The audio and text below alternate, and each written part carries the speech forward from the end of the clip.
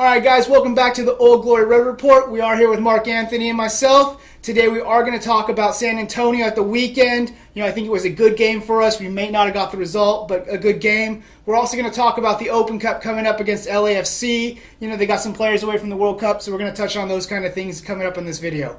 Let's go!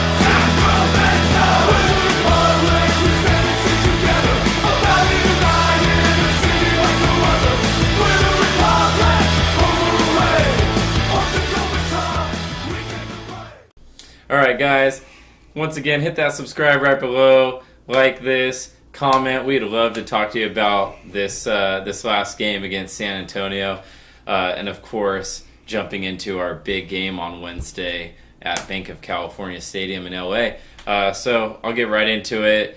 Yesterday, that game was frustrating to say the least. Absolutely. What did you think about it? I think the boys played amazing. I kind of said there in the intro. It was a good game from the players. I think, except for taking the chances that they were creating, they showed a lot of fight. We played a good press. We dominated the game. The stats were like 70% our possession to 30% theirs. We had 30-some-odd shots, like 9 on target. Restrepo did really well as the keeper for the San Antonio. Some amazing saves, so give him his credit where it's due. But the players just seemed to lack in that final third of creativity, in that final thought to get the ball in the back of the net. That's the big takeaway for me. Yeah, I feel the same way. We had a lot of chances to score. We also had 21 corners, which is a mind-boggling number. Yeah, wow. You have 30 shots on goal, 21 corners. You probably think you're going to score 4 or 5 goals in a situation like that. But it's one of those things where it's all about goals. You try so hard. You have, I would say, even though 70%, I would say about 85% of the actual gameplay was in San Antonio's half. Yeah. So whether they had the ball scrambling around trying to clear, or we were attempting to get near the goal for an opportunity, the game was just bottled down into their defensive third, our attacking third. You said it. Restrepo, we covered him last game. One of the best keepers in USL, and he proved it again. I mean, he was amazing. If you had not seen him play before and you saw the game on TV last night, then you would have saw. I mean, that's who he is. He makes those saves routine for San Antonio. They have a great keeper, and that's why they're in the playoff mix, and they could be a playoff team again. Yeah, and that being said, though, a few of Matty Asik's shots and a few of Nisaw's shots went right at the keeper. We weren't really taking advantage of the opportunities we were creating. And we've seen that all season, in my opinion at least, and that's why we've been getting these scrappy 1-0 wins or, a 2-1 come from behind, is we're creating more chances than we're taking. 9 shots on goal should provide you at least 1 goal. I mean, to have 9 shots on goal and have them all saved, the keeper did well, but you can't credit all of that. Some of those shots were pretty tame and right at him. So I think that's something that the mentality in that last third really needs to be worked on. Yeah, the one great save that comes to mind is Iwasa's redirection off Moffitt when he I think he tried to shoot it, but it came across. Iwasa stuck his leg out. He redirected it, and Restrepo got his right hand up and just reactionary save. It was a great save, but you're right. Other than that, there wasn't any, saves off the goal line or any shots off the frame or something like that. So we had a lot of chances, but we didn't have A-plus chances. And I saw, especially, when I was watching the game, watching Bijev, I think, was kind of a microcosm of our team overall. Yeah. He had a lot of opportunities, but he did not take them well. He looked a little out of sync, maybe a little, his fitness was a little lacking. So that was one thing that I noticed. Yeah, and we even had him rested last game. So, I thought when he came on, he would be a little more energetic than he was. And he started out well, don't get me wrong. I think for the first half or so, he was actually doing really well. But at the end there, you can tell he was getting quite leggy. And I'm not quite sure why Elliott didn't take him out. I think Elliott made some good subs in this game, but I thought that everyone could see BJ was a bit tired and maybe needed to come out and get a little rest on this one. Yeah, absolutely. The effort was there with him. Yeah, definitely. It just seemed like he was a little slow. His decision making was a little slow. Maybe his legs weren't doing what his head wanted him to do. Yeah. Yeah, and you said it too. He got a rest. He came off the bench against Fresno.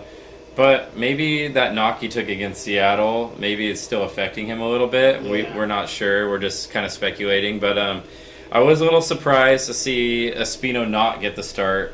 He's deserved it. He's played really well. Yeah, considering that he scored the goal against Fresno, and he's kind of deserved some playing time. He did get to play, of course, but I would expected him to be in the starting 11 last night. So a little surprising to see that. I also was a little bit disappointed in Isley getting another chance subbing on and not really making an impact. So he started against Fresno, didn't really make an impact. He came on as a sub, didn't make an impact. His season's been kind of disappointing for us this year. I think we both expected him to probably have 4 or 5 goals at this point. Yeah, he looks good, but again, it's that final thought. It's that final third. He gets himself in a good position, and he just isn't being able to take it this season for some reason. And we've seen him be able to take those opportunities in the past, but the mentality of maybe not getting play, I don't know, but the mentality is just not there for me right now. Yeah, maybe he's just a player that it only really does well if he's playing consistently. And, I guess opposite of what Espino's done for us, where he's kind of maximized his chances, his minutes on the field. Maybe we'll see Isley play more in the next coming games. I would say up to this point in the season, he's been maybe my biggest disappointment so far in terms of the new players coming on and being excited about what everyone is going to bring to the team. But we'll see what happens. We have a big match, Wednesday. LAFC U.S. Open Cup. It's finally here, the next round. This is a big one. If we win, we go to Portland. Portland handled their business. So Portland beat Galaxy. We travel to Portland, but we have to beat MLS, LAFC first. What do you think going in? They're a good team. They're third in the Western Conference in MLS right now. They just came off of beating San Jose 4-3. They are a bit rusty because their last game was like 5 or 6 days ago. Yeah, the 9th. So like 5 or 6 days ago. They do have players gone for the World Cup. We saw Vela playing it with Mexico, and they beat Germany, which is great. We'll talk about that in a video coming up. But, he looked amazing out there for them. So they're going to be a big miss for LAFC not having him. But there's names like Rossi that are still going to be there, Blessing that's still going to be there. Betashore is a great defender for him. And these are guys that are still in this team. Now, whether they play in this cup, I think that's going to be the question. Yeah, it is one of those things. It's hard to say from here because on one hand they do have the rest. They played on the 9th, but they do play Saturday. So they play us Wednesday, then they turn around. They have another home game Saturday against Columbus. So if you're LAFC, do you, I don't know, play your B or C? I guess it'd probably be a C-level squad now since you got 4 guys out for the World Cup. But do you kind of go with a lighter lineup and maybe steal the game and remain in the tournament and then save your energy for Columbus on Saturday? Or do you kind of mix and match? It'll be interesting to see. You mentioned Blessing. If he plays against us, that he's a player that I think is going to cause us fits. Yeah, we saw him in the preseason. Yeah, he was amazing when he came out here and played us in that preseason friendly. He was one of their best players on that day. So yeah, he's dangerous. He's super fast. I mean, it'll be hard for Tainer and Schmidt and Rodriguez, whoever's starting in the back there, to follow him around. I know a guy like Gomez can keep up with him. Maybe Horde can keep up with him, but our center backs could be having fits back there trying to stop him. Do you think LAFC prioritizes? I mean, Columbus Crew's not the greatest MLS team at the weekend.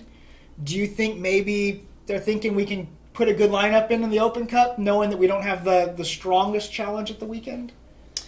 I think we're going to see some regulars play for LAFC. Mm-hmm. I think so, just because they have had that time off. If they had played 3 days before matching up against us and then have a game 3 days after, then I'd say, they probably just roll out their reserve squad, But no, I think we'll see a mix. I think we'll see a guy like Blessing. I think he's a player that we'll see. It obviously is great that for us that Vela and Urania especially will be gone. Yeah. I mean, those are two key players. Those are 2 of the best attacking players in the MLS, and they're obviously representing their countries in the World Cup. Both actually played well today. So, we'll see what we do against LAFC. It's always a good opportunity, though. We're playing against an MLS team whether we're playing their strongest 11 or the reserve squad, they should, by default, be a better side than what we have, right? Because Absolutely. our starting 11 players are in the USL. Yeah. Well, and we saw in the preseason friendlies that we had against Seattle and LAFC. We also saw it when Seattle came to town for the Open Cup in the last round. This is not a team that is afraid to take on these MLS teams. And Elliott's not a coach that's afraid to go out there and put a good team forward. That being said, we talked about those tired legs that we saw from BJ. And Iwasa has been playing minute after minute. And recently, Nisha has been getting those starts. You thinking that we're going to maybe see Espino and Isley and these guys get the starts? And hopefully we get, Oliver back. I'm not sure where he's on his injury, but that would be a good player to get back and get some momentum going with rotation in mind. So I think maybe we'll see that. What do you think? Yeah, that's a good point. I do think that Elliott, and he's stated before that he prioritizes the U.S. Open Cup. It is important. So with that said, you bring up something that's obvious is that we've played a lot of games lately. We just came off not only consistently playing every 3 days, but we just got off 2 road games. So we went to Fresno, played in 100 degrees there. We turn around, we fly to San Antonio, we play a tough game, we lose the game, and I think that result, because we lost and because some players showed some tired legs, I don't think we're going to be playing necessarily our starting 11. I think we'll see a guy like Espino, maybe Isley. We'll see a little bit of rotation in there, I believe. So yeah, I mean, who knows what we'll see. I believe that, all of our strongest players will be available, maybe to come off or to come on later on in the game. Maybe a guy like Iwasa, Bijev. Yeah. But yeah, I think we'll see a little bit of rotation because Saturday's game, USL game, is now more important because it's a home game, and we just came off a loss in the league. You don't want to start losing 2-3 games in a row, especially when you're playing at home now. So well, and in the top of the table to where we are, is tight. We were just a few points away with Real Salt Lake getting the win and Phoenix getting the win. They opened up that table on us on this loss. I know we're still sitting in third, but I think we're 7 points behind Real Monarch now, and they have a game in hand.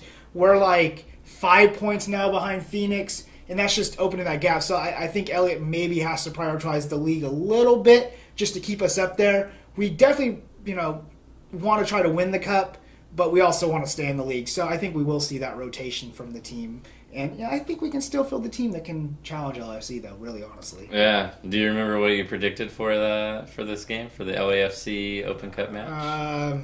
I know that we threw out our predictions in a previous video. I don't, but I'm going to say I probably went with a 1-0. I think that sounds about right. I said that we would win in penalties. Oh, yeah. So, you said a 1-1. 1-1, right? Yeah. I'm going 1-1. I think we're going to take it in penalties. I do think that it'll be a good game. It would be awesome if we won. It'd get another U.S. Open Cup game during the World Cup, so another chance to play maybe a weaker side than usual. It's a great year to make a run at the U.S. Open Cup, So, with that said, you have any other takes for this match coming up? I think the one thing to point out is there's some other USL teams still going in this cup, and it's shown that the USL is getting stronger and can beat these MLS teams. So for all those fans that are in that mentality that the MLS teams are going to come and just steamroll, we haven't been seeing that.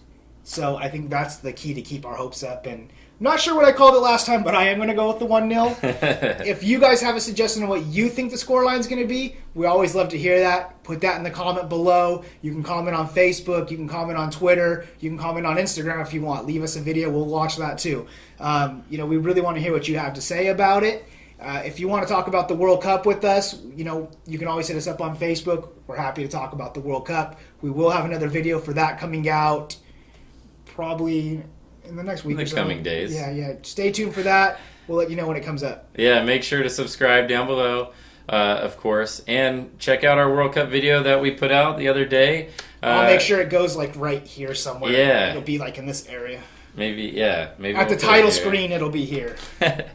But we gave our predictions there. We got a lot of good feedback. the free scarf giveaway is still open for the entire first round. So if you haven't shared it, if you haven't commented on that video in the comment section on YouTube down below, then you still have that opportunity to get in there. You can be in there twice, like we mentioned previously. So 2 chances to win. Scarf of your choice. It could be a World Cup scarf, club team, of course. But let us know what you think. Give us your thoughts on Wednesday's game as well, and go Republic. Later, guys.